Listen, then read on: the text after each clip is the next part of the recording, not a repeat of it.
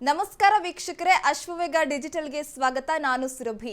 ಕರ್ನಾಟಕದಲ್ಲಿ ಮಳೆಯ ಕಾಟದ ಜೊತೆಗೆ ಚಳಿಯ ತೀವ್ರತೆಯು ಹೆಚ್ಚಾಗಿದ್ದು ಜನರು ಥಂಡಿಗೆ ಮುದುಡಿ ಹೋಗಿದ್ದಾರೆ.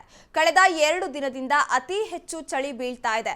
ಸಾಕಪ್ಪ ಚಳಿಯ ಸಹವಾಸ ಅಂತಿದ್ದ ಜನರಿಗೆ ಹವಾಮಾನ ಇಲಾಖೆ ಈಗ ಶಾಕ್ ಕೊಟ್ಟಿದೆ. ಹೌದು, ರಾಜ್ಯದಲ್ಲಿ ಮುಂದಿನ 3 ದಿನ ಭಾರೀ ಚಳಿ ಬೀಳಲಿದ್ದು ಹವಾಮಾನ ಇಲಾಖೆ ರೆಡ್ ಅಲರ್ಟ್ ಘೋಷಣೆ ಮಾಡಿದೆ. ಈ ಮಧ್ಯೆ ಬಂಗಾಳ ಕೊಲ್ಲಿಯಲ್ಲಿ ವಾಯುಭಾರ ಕುಸಿತದ ಪರಿಣಾಮ ಈ ವಾರದಲ್ಲಿ ಮತ್ತೆ ಮಳೆ ಬೀಳುವ ಸಾಧ್ಯತೆಯೂ ಇದೆ ಅಂತ ಇಲಾಖೆ ಮುನ್ಸೂಚನೆ ಕೊಟ್ಟಿದೆ. ಮಳೆ ಚಳಿಗೆ ಜನರು ತಂಡ ಹೊಡೆದಿದ್ದಾರೆ. ಚಳಿ ಹಾಗೂ ಮಂಜಿನ ಪ್ರಭಾವ ಹೆಚ್ಚಾಗಿದ್ದು ದೈನಂದಿನ ಜೀವನದ ಮೇಲೆ ತೀವ್ರ ಪ್ರಭಾವ ಉಂಟು ಮಾಡ್ತಿದೆ. ಅದರಲ್ಲೂ ಬೆಳಗಿನ ಅವಧಿಯಲ್ಲಿ ಯಾವುದೇ ಚಟುವಟಿಕೆ ನಡೆಸಲು ಜನರು ಮನೆಯಿಂದ ಹೊರಗೆ ಬಾರದಂತಹ ಸ್ಥಿತಿ ನಿರ್ಮಾಣವಾಗಿದೆ. ಹಲವು ದಿನಗಳವರೆಗೂ ಇದೇ ವಾತಾವರಣ ಮುಂದುವರಿಯಲಿದ್ದು ಮಂಜಿನಿಂದ ಕೂಡಿದ ವಾತಾವರಣವಿರಲಿದೆ ಅಂತ ಹವಾಮಾನ ಇಲಾಖೆ ಮಾಹಿತಿ ಹಂಚಿಕೊಂಡಿದೆ. ಜನವರಿ 5ನೇ ತಾರೀಕಿನವರೆಗೂ ಇದೇ ಸ್ಥಿತಿ ಮುಂದುವರಿಯಲಿದ್ದು ರಾಜಧಾನಿ ಬೆಂಗಳೂರು ಸೇರಿದಂತೆ ರಾಜ್ಯಾದ್ಯಂತ ಒಣಹವೆ ಮುಂದುವರಿಯಲಿದೆ ಎಂಬ ಮುನ್ಸೂಚನೆ ನೀಡಲಾಗಿದೆ. ತೀವ್ರ ಚಳಿಯಿಂದ ಜನರು ಬೆಳಗಿನ ಅವಧಿಯಲ್ಲಿ ಮನೆಯಿಂದ ಹೊರಬರಲು ಯೋಚನೆ ಮಾಡುವ ಸ್ಥಿತಿ ಎದುರಾಗಿದ್ದು ಸೂರ್ಯ ಬರುವವರೆಗೂ ಕಾದು ಜನರು ತಮ್ಮ ನಿತ್ಯ ಚಟುವಟಿಕೆಗಳನ್ನು ಆರಂಭಿಸುತ್ತಿದ್ದಾರೆ.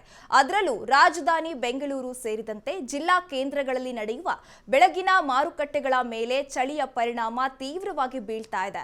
ಇನ್ನು ಬೆಳಗಿನ ಅವಧಿಯಲ್ಲಿ ಮಂಜಿನ ಕಾರಣದಿಂದ ವಾಹನ ಚಾಲಕರು ತೀವ್ರ ತೊಂದರೆ ಎದುರಿಸ್ತಾ ಇದ್ದು ಕೆಲ ಅಡಿಗಳವರೆಗೂ ಸಹ ರಸ್ತೆ ಕಾಣದೆ ಸಮಸ್ಯೆ ಎದುರಿಸುತ್ತಿದ್ದಾರೆ. ಇನ್ನು ರಾಜ್ಯದ ಗದಗ ಮತ್ತು ಬೀದರ್ನಲ್ಲಿ ತೀವ್ರ ತಾಪಮಾನ ಕುಸಿತ ಆಗಿದ್ದು 14.4 ಡಿಗ್ರಿ ಸೆಲ್ಸಿಯಸ್ ದಾಖಲಾಗಿದೆ. ಆದರೆ ಕರಾವಳಿ ದಕ್ಷಿಣದ ಒಳಭಾಗಗಳಲ್ಲಿ ಸಾಮಾನ್ಯಕ್ಕಿಂತ ಸ್ವಲ್ಪ ಹೆಚ್ಚಿನ ತಾಪಮಾನ ದಾಖಲಾಗಿದೆ. ಉಳಿದಂತೆ ಮಂಡ್ಯ, ರಾಮನಗರ, ಬೆಂಗಳೂರು ಗ್ರಾಮಾಂತರ, ಕೋಲಾರ, ತುಮಕೂರು, ಮೈಸೂರು ಭಾಗಗಳಲ್ಲಿ ಚಳಿಯ ಪ್ರಭಾವ ಮುಂದುವರಿಯಲಿದೆ. ರಾಜಧಾನಿ ಬೆಂಗಳೂರಿನಲ್ಲಿ ಗರಿಷ್ಠ ತಾಪಮಾನ 28 ಡಿಗ್ರಿ ಸೆಲ್ಸಿಯಸ್, ಕನಿಷ್ಠ ತಾಪಮಾನ 18 ಡಿಗ್ರಿ ಸೆಲ್ಸಿಯಸ್ ಇರಲಿದ್ದು ಸ್ವಚ್ಛ ಆಕಾಶ ಗೋಚರವಾಗಲಿದೆ. ಇದಾಗಿತ್ತು ಇಂದಿನ ಅಶ್ವವೇಗ ಸ್ಪೆಷಲ್. ನೋಡ್ತಾ ಇರಿ ಅಶ್ವವೇಗ, ಇದು ಸತ್ಯಾನ್ವೇಷಣೆಯ ಓಟದಲ್ಲಿ.